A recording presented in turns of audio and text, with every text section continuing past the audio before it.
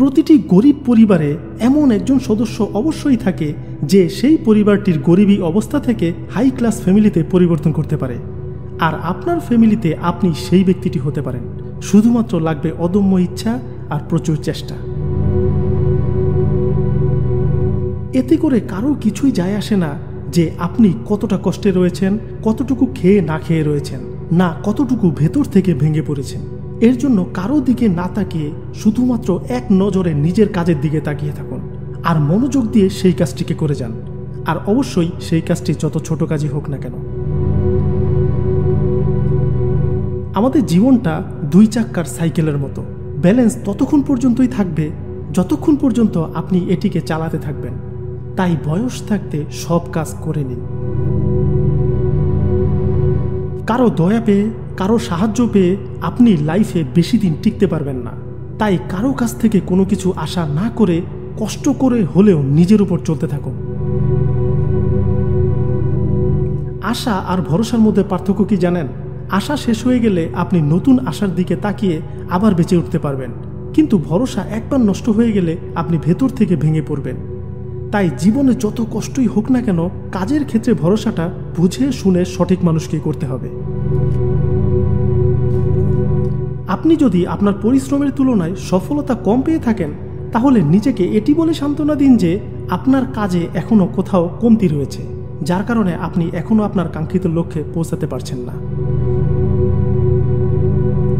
যদি আপনার ছোটবেলা ভালো না হয়ে থাকে বা অন্যেরা ছোটবেলায় যা পেয়েছে আপনি তা পাননি, যেটির কারণে আপনার এখনকার লাইফটাও কষ্টে কাটছে, তাহলে আপনি আপনার পরবর্তী জেনারেশনকে সেই জিনিসগুলো দিন যেটি আপনার দরকার ছিল।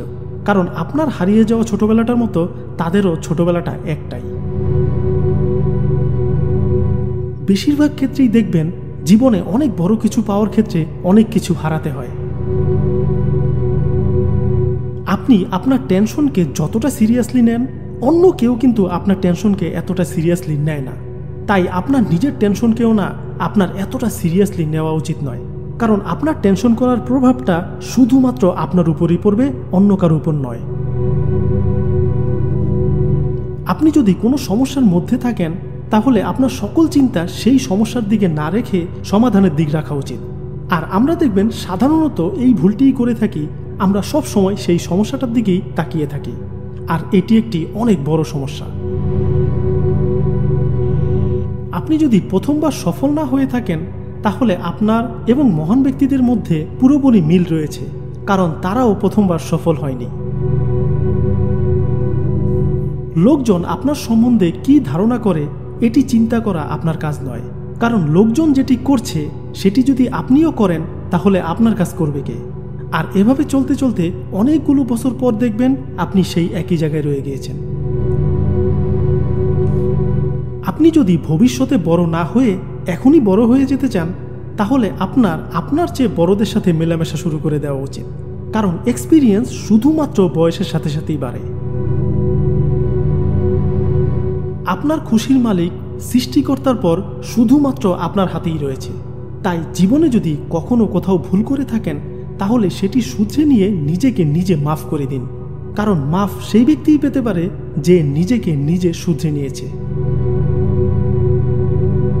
মানুষ দেখবেন নিজের ভুলের সময় নিজে উকিল হয়ে যায়, আর পরের ভুলের সময় নিজে জাজ হয়ে যায়। একজন মূর্খ ব্যক্তিকে আপনি যদি তার ভুল ধরিয়ে দেন না, তাহলে দেখবেন সে আপনার শত্রু হয়ে যাবে। কিন্তু যদি আপনি একজন জ্ঞানী ব্যক্তিকে তার ভুল ধরিয়ে দেন, তাহলে সে আপনার শত্রু হওয়ার বদলে আপনার বন্ধু হয়ে যাবে। আর এটিই হলো মূর্খ এবং জ্ঞানী ব্যক্তির মধ্যে পার্থক্য। সো কার সাথে মিশবেন সেটি বুঝে শুনেই করবেন। জীবনে বহুবার এমন মনে হবে আপনি হয়তোবা জীবনের কাছে হেরে যাচ্ছেন, কিন্তু আপনি দেখবেন আপনি ঠিক যেই মুহূর্তে সফল হয়ে যাবেন, সেই মুহূর্তেই আপনি বুঝতে পারবেন আপনি আসলে দূর সময়ে সফলতার কতটা কাছাকাছি ছিলেন। কোনো একটি মানুষ আসলে ভেতর থেকে কেমন সেটি যদি আপনি বুঝতে চান, তাহলে তাকে শুধুমাত্র এটি বলুন আপনি সমস্যায় রয়েছেন। আজকাল অনেক মানুষ পরিচিত হচ্ছে, কিন্তু কোনো মানুষের হাতেই না সময় নেই এই পরিচয়গুলো রক্ষা করার। আপনি যদি আপনার লাইফের কোনো লক্ষ্য খুঁজে না পান, তাহলে আপনি জীবনে শুধুমাত্র খুশি থাকা শুরু করে দিন, কারণ মানুষ লক্ষ্যে পৌঁছাতে চায় শুধুমাত্র খুশি থাকার জন্য। আপনি যখন খুব ছোট ছিলেন তখন সবাই আপনাকে ভালোবাসতো, আবার আপনি যখন মারা যাবেন তখনও দেখবেন সবাই আপনাকে ভালোবাসবে।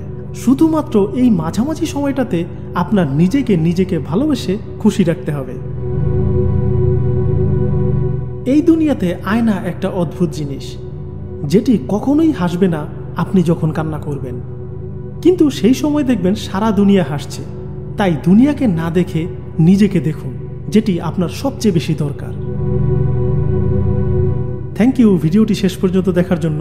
অবশ্যই ভিডিওটিতে একটি লাইক করতে ভুলবেন না, আর অবশ্যই কমেন্ট করে জানাবেন ভিডিওটি কেমন লাগলো। ভালো থাকবেন, সুস্থ থাকবেন।